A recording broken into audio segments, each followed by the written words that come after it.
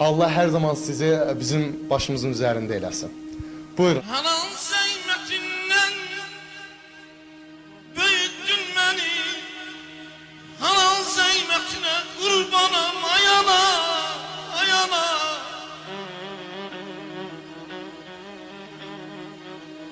Ne dostum bağışlaydım, ne de düşmene o genişleyin.